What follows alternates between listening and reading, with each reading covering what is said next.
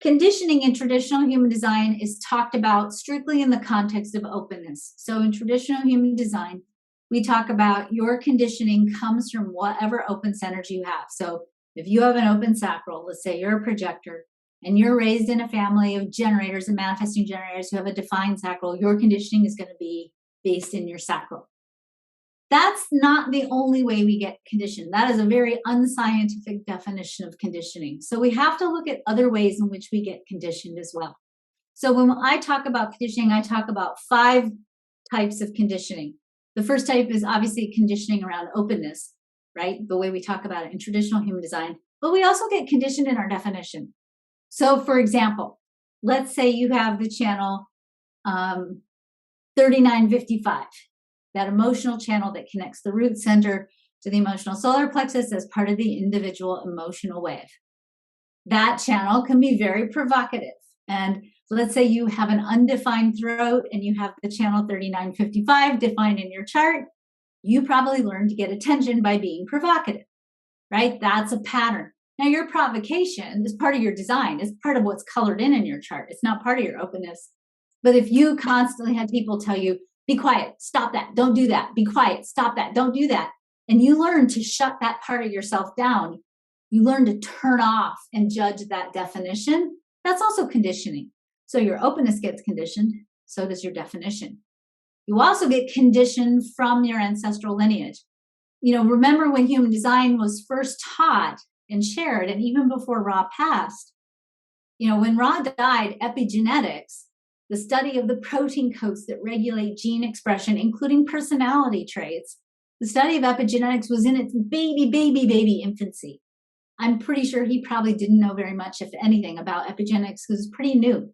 So we now know from science that oftentimes we're carrying conditioned patterns that are genetic in origin, that are ancestral in origin. And actually, if we look at human design, we could see that those ancestral codes, if you will, are contained in the design crystal or in the unconscious part of the personality. You also get conditioned by your parents and your life experiences. You know, psychology teaches us we're imprinted by our families. We're imprinted from our life experiences. And if we strictly look at our conditioning as only being human design, that's utterly mechanical and not expansive enough. There are things that happen to us that form the story of who we are that go beyond human design. Human design does not explain everything. And I think we have to really understand that we get conditioned in a lot of different ways. So when I call it, I don't like the phrase not self. I use that phrase because it's a phrase that we use a lot in human design. I don't think your openness is not you, which is how traditional human design teaches it. You're very much, if you have an open solar plexus, you're very much your open solar plexus. That's very much part of your life experience. And eventually, you will never get to the place where you're like, I don't have a solar plexus. It's open. I'm not going to ever have any feelings at all. No, it doesn't work that way. You always will be open. You'll always feel things in your openness, and you want to because that's part of your wisdom about how the world operates and how your relationships work. So there's lots and lots and lots of different ways that we get conditioned. Your not self is really any place where you express aspects of yourself that are not the fullest potential of who you are.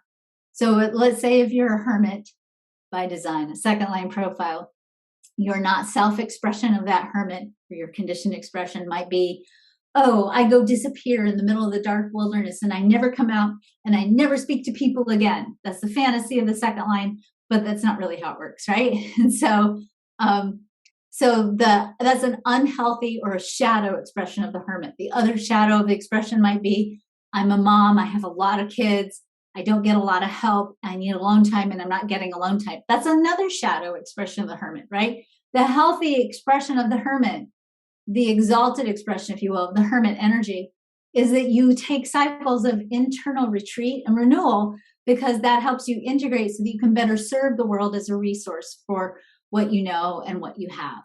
So that might be the higher expression of that second line. Everything in the chart has a full potential and spectrum of how it could be expressed. The shadow expressions or the not self expressions are really generally just the ones that cause us pain because we're not living out the full potential.